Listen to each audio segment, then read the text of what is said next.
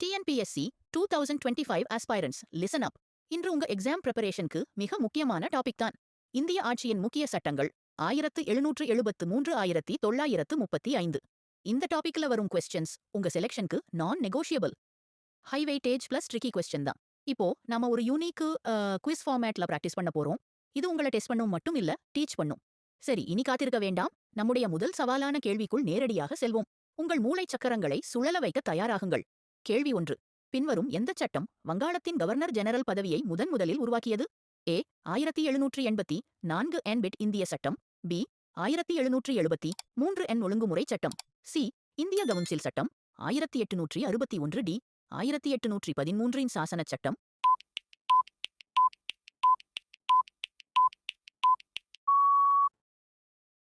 B 1773 என் ஒழுங்குமுறை சட்டம் என்பது ஈஸ்ட் இந்தியா கம்பெனிவின் ஊழல், நிதி நெருக்கடி மற்றும் தவறான நிர்வாகத்தை கட்டுப்படுத்துவதற்காக பிரிட்டிஷ் பார்லிமெண்ட் பாஸ் செய்த முதல் சட்டம். இந்தியாவின் முதல் வைஸ்ராய் யார்? A lord Dalhousie. C lord Canning. B lord Wellesley. D lord Cornwallis.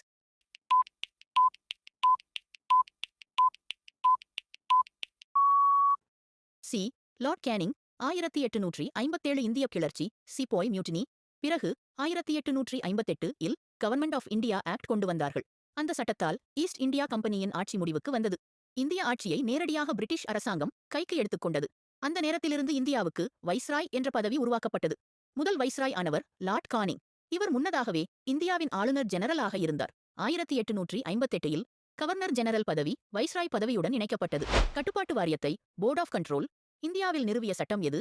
A 1784 bit இந்திய சட்டம். பி 1773 ஒழுங்குமுறை சட்டம். சி 1813 இந்திய கவுன்சில் சட்டம். டி 1861 இன் சாசன சட்டம்.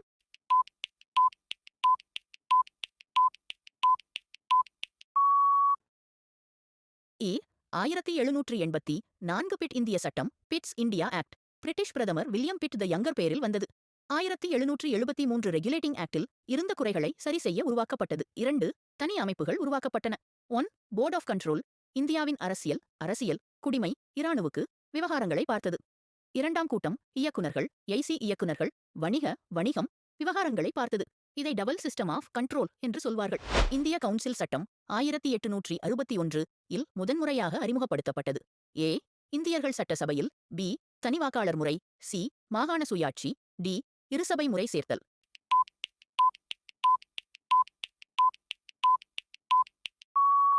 ஏ இந்தியர்கள் சட்டசபையில் சேர்த்தல். 1861 ஆண்டு இந்திய கவுன்சில் சட்டம் மூலம் முதன்முறையாக இந்தியர்களை சட்டமன்றத்தில் லெஜிஸ்லேட்டிவ் கவுன்சில் உறுப்பினர்களாக சேர்க்க அனுமதி வழங்கப்பட்டது. உதாரணமாக லார்ட் கானிங் ஆட்சி காலத்தில் Raja of Benares, Maharaja of Patiala, sir Dinkar Rao போன்றோர் நியமிக்கப்பட்டனர்.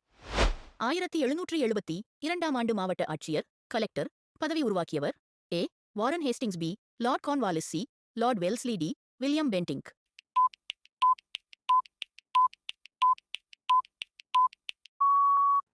ஏ வாரன் ஹேஸ்டிங்ஸ். 1772 வாரன் ஹேஸ்டிங்ஸ் தனது நிர்வாக சீர்திருத்தங்களின் போது டிஸ்ட்ரிக்ட் கலெக்டர், மாவட்ட ஆட்சியர் என்ற பதவியை உருவாக்கினார். இவரின் கடமைகள் வருமான் திரட்டல், சட்டம் மற்றும் ஒழுங்கு, நிர்வாகியல் கட்டுப்பாட்டு.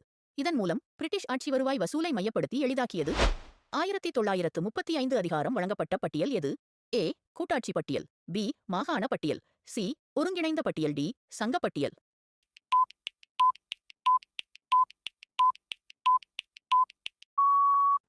ஒருங்கிணைந்த பட்டியல் மத்திய அரசும் மாகாண அரசும் இருவரும் சட்டம் இயற்றலாம். ஆனால் மத்திய அரசின் சட்டமே உச்ச அதிகாரம். உதாரணம் குற்றவியல் சட்டம், திருமணம், கல்வி. 1833 சாசன சட்டம் எந்த ஒன்றை முடிவுக்கு கொண்டு வந்தது? ஏ தனிவாக்காளர். பி கம்பெனியின் வணிக நடவடிக்கைகள். சி இந்தியாவின் வைஸ்ராய் பதவி. D railway budget.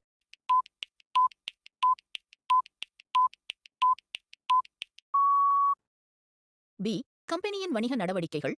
East India கம்பெனியின் வர்த்தக ஏகபோக உரிமை முழுவதுமாக நீக்கப்பட்டது. சீனாவுடனான வர்த்தகம் மற்றும் தேயிலை வணிகமும் முடிவுக்கு வந்தது.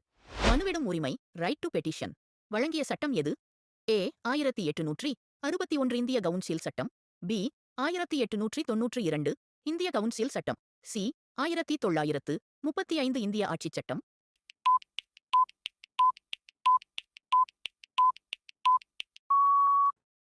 1892 இந்திய கவுன்சில் சட்டம் இந்தியர்களுக்கு மனுவிடும் உரிமை, கேள்வி கேட்கும் உரிமை கொடுத்தது. ஆனால் வாக்களிக்கும் உரிமை இல்லை. இதுவே இந்தியர்களின் அரசியல் பங்கேற்புக்கு முதல் படியாக கருதப்பட்டது. மின்டோ மார்லி சீர்திருத்தங்கள், மார்லி மின்டோ ரிஃபார்ம்ஸ் என அழைக்கப்படும் சட்டம் எது? ஏ 1861 இந்திய கவுன்சில் சட்டம். பி 1892 இந்திய கவுன்சில் சட்டம். சி 1919 இந்திய ஆட்சிச் சட்டம். டி 1909 இந்திய கவுன்சில் சட்டம்.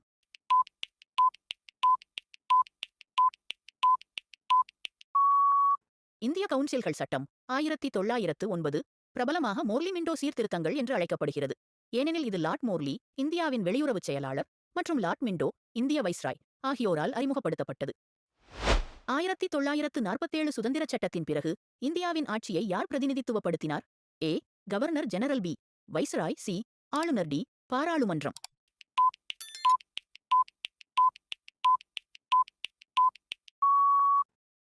ஏ கவர்னர் ஜெனரல். 1947 வைஸ்ராய் பதவி ரத்து செய்யப்பட்டது. அதன் பிறகு நாட்டின் ஆட்சியை பிரதிநிதித்துவப்படுத்தியது கவர்னர் ஜெனரல். இந்தியாவின் கடைசி வைஸ்ரோய் லார்ட் மவுண்ட் பாட்டன். இந்தியாவின் முதல் கவர்னர் ஜெனரல் லார்ட் மவுண்ட் பாட்டன் தான். 1947 முதல் 1948. பின்னர் இந்தியர் சிஎன் ராஜகோபாலாச்சாரி 1948 இல் கவர்னர் ஜெனரல் ஆனார். ஓகே கைஸ், நீங்க 10க்கு எவ்வளோ மார்க் எடுக்கீங்கன்னு கமெண்ட் பண்ணுங்க. இப்போ உங்களுக்கான கேள்வி. 1935 சட்டத்தின் மூலம் அமைக்கப்பட்ட நிறுவனம். ஏ கூட்டாட்சி நீதிமன்றம். பி மனுவிடும் உரிமை. சி இருசபை முறை. D governor general. சரியான பதிலை கமெண்ட்ல சொல்லுங்க. இது போல நிறைய வீடியோ பார்க்கணும்னா நம்ம சேனல்ல மறக்காம சப்ஸ்கிரைப், லைக் அண்ட் ஷேர் பண்ணுங்க. உங்க ஃப்ரெண்ட்ஸ் யாருன்னா டிஎன்பிஎஸ்சி எக்ஸாம்க்கு ப்ரிப்பேர் பண்றாங்க, நான் அவங்களுக்கு நம்ம சேனல்ல ஷேர் பண்ணுங்க. பை பை கைஸ், இன்னும் ஒரு சூப்பரான வீடியோவில் உங்களை பார்க்கிறேன். தேங்க்யூ ஃபார் வாட்சிங்.